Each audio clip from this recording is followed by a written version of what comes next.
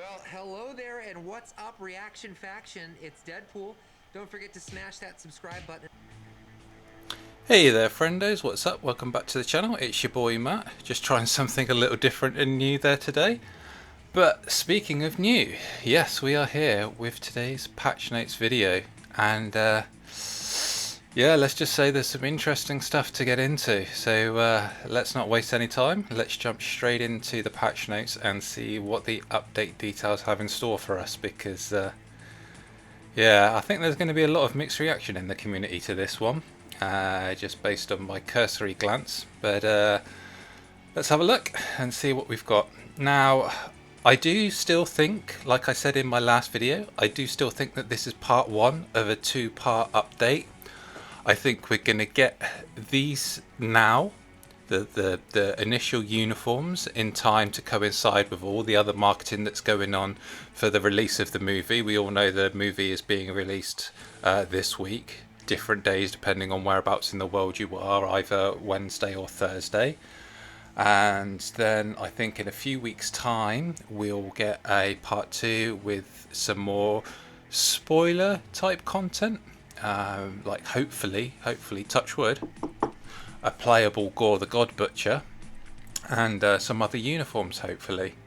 But as you can see here at the moment, we are certainly looking at a very threadbare update so far. Just the uniforms that we're aware of, artifacts to go with those, and unfortunately transcendences for characters that, well, let's just say that they're not really useful. Ironic that Destroy is here, because I know in Cynic Alex's live stream on Twitch yesterday, and I know he shouted out to people, we showed this little glitch off that kind of hinted towards Destroyer getting something, and that's actually that yeah, you can see in the skill preview you can run around and the screen doesn't move at all, so it's like he's trapped in time. Even if you press any of the skill buttons, nothing happens, he just kind of flips around. It was kind of amusing. We did find a bunch of other characters on top of Destroyer. Ironically, this didn't work for Scourge though, which is why we kind of thought, oh, maybe it's something else. But there we go. Turns out he is getting one after all. So yes, Legendary Battles. They finally return. After nothing for Doctor Strange and nothing for Spidey, leading us to think, maybe they've done away with them. Maybe they're just scaling back and they aren't going to do them for every Marvel film. But there we go, they have returned. So let's jump into the uniforms first. And most worryingly, it says here that the skills described show heroes at either level 6 or tier 4 heroes at level 10. I don't know if that means, and I'm presuming that only means the actual final damage numbers at the end of each skill are related to a tier 4 character's final level 10. Because as we saw with Iron Man and Moon Knight, you can increase the skill from 6 to 10.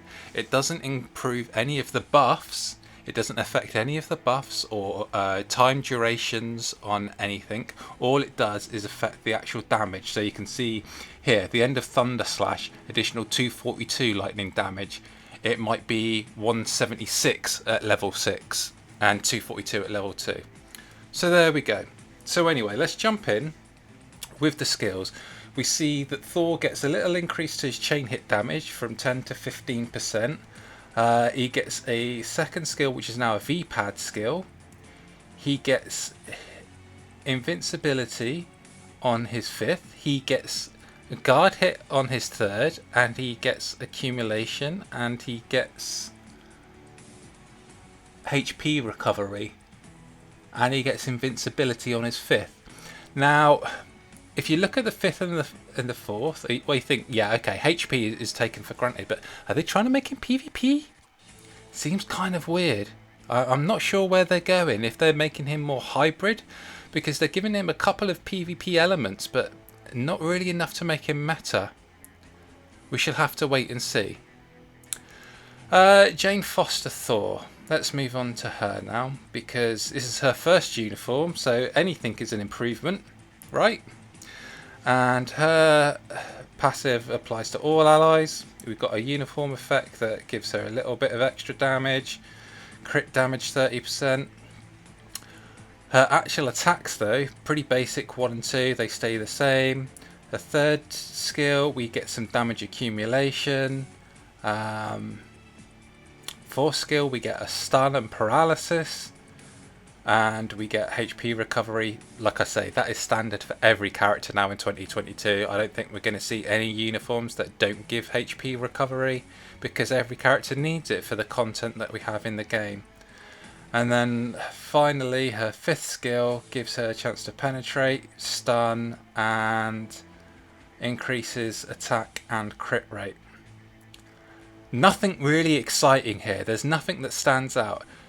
Unless her damage is really, really high and the output is really high, her DPS, this really feels like a filler uniform. It doesn't feel very inspired. It doesn't seem very exciting. I'm hoping that the skills actually look great and they do a lot of damage, because just based on this, shock damage, shock damage, shock damage, everything, it's all very much sounds like she currently is. So that's disappointing. Now on to Valkyrie, who, like I said before, the best support character for PvE content in game. And it looks like she's going to continue that, because her passive, the Shield Maiden passive, the tier 2, you can see here, ignores the target's dodge rate by 35% with this new uniform, as opposed to her current uniform. And then you get the skill damage bonus, damage decreases basic damage.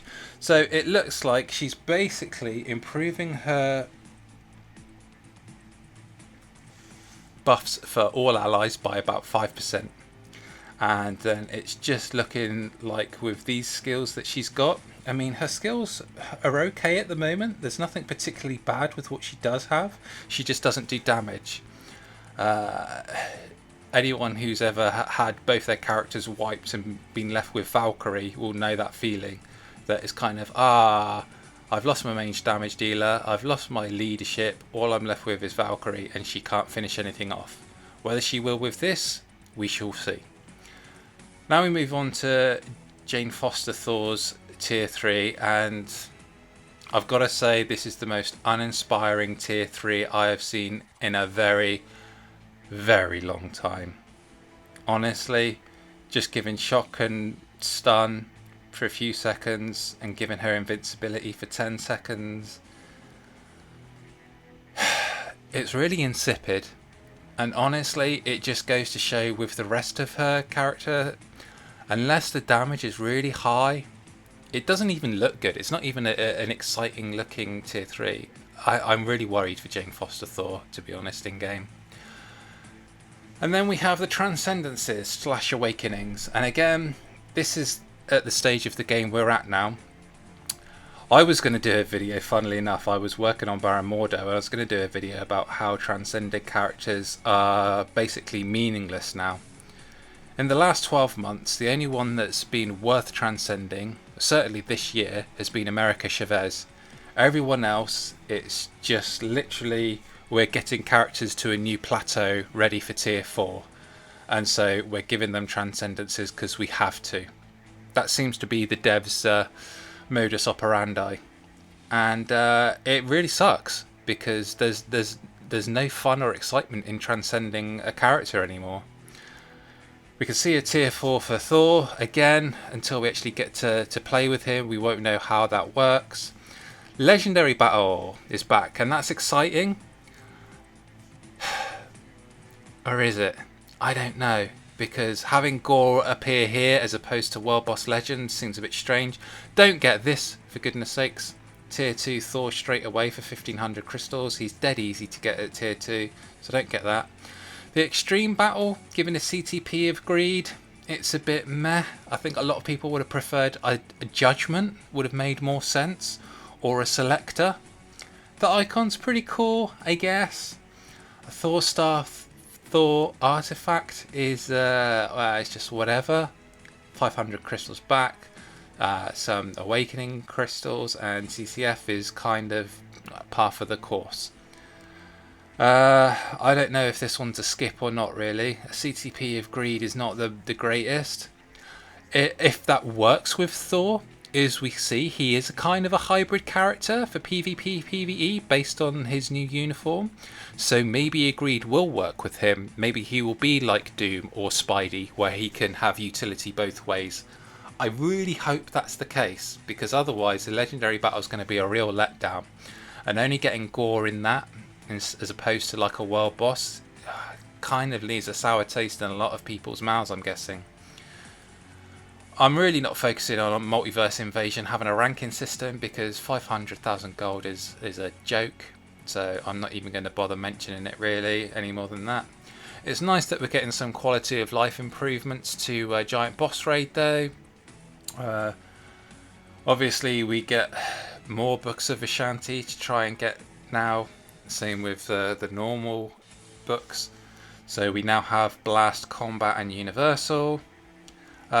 This is the really important thing here. The timer will no longer count down during the visual effects. So once Dormammu has been beaten, there have been occasions before where I've beaten him with like 10 seconds or less left on the clock. But because he goes through that animation of disappearing and laughing at you, the clock ran down to 0 and it counted as a loss.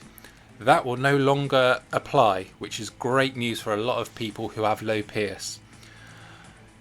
The worrying thing though is that Dormammu's overall damage has been increased by a small margin. We'll have to see how small that margin is, because a lot of people were just kind of tanking a lot of hits and then hitting their heal button or heal skill in order to survive. So we shall see how that works. Hopefully it doesn't mean that Dormammu is going to be one-shotting people now and they don't have a chance to heal. But again, we'll have to wait until we can test it in game before making any judgment calls. Some slight changes to the Shield archive. They've added in a couple of new features. They've added in some different buffs, and they've changed how it looks overall. Apparently, people who've already got some instinct buffs will see improvements to those. So that's something to look forward to. And then the artifacts. The part that everyone kind of looks forward to, but not really, because none of them have been super meta so far, with the exception of probably about 3. So yeah, Thor's improves his damage to supervillains by a little bit. Jane Foster's increases her damage for the first 50% against a villain. Not sure about that one. Valkyrie's, again, makes her the best support in the game. To all allies, increases basic damage dealt to bosses by 15%. So yeah, makes her super meta. I keep on saying it and I will always say it. Valkyrie, best support in game. Better than Wave because she applies to all allies, and better than White Fox because it's not just leadership. I'm not going to bother with the transcendent characters because theirs is a joke. It's literal tokenism. Future Pass. Couple of icons, but again we all know they haven't bothered putting any effort into Future Pass since we were able to get Wenwu bios or Red She-Hulk bios during the first few, and that's been 2 years now, so no point mentioning Future Pass. The icons, well, the Gore one looks cool. Not sure about Jane Foster. Thor looks cool. A uniform collection is back. We haven't seen one of those in a while, but it's not very exciting. And then just a few quality of life improvements and other bug fixes. So a lot of other things there. This deleting your account yourself is something to be very, very careful of, because now that you can delete your own account, I think people want to be very wary of clicking on settings and account from now on, because if you accidentally hit that button, that's everything gone. Hopefully there'll be a pop-up, so if you do press delete, it will say, are you sure? And you'll have to say yes, and then it'll say, are you really sure? And then you'll still have to say yes. But just be very, very careful, because I would hate to see anyone lose their account and then be on the forums going, yo, you screwed me over, MFF. I'm not sure why they've done that, but we'll have to wait and see. And that's it. That's the patch notes. Very underwhelming, in my opinion. I'm really not sure. In the words of a lot of people, it's a lot of this doesn't make any sense. I really hope it's part one of a two-part update, because otherwise we're in for a lot of disappointment. Let me know what you guys think in the comments below. Until then, I'll catch you in the next one. But yeah, no sense. This doesn't make any sense. Nah, nothing makes sense here, man. The only thing that does make sense is that nothing makes sense.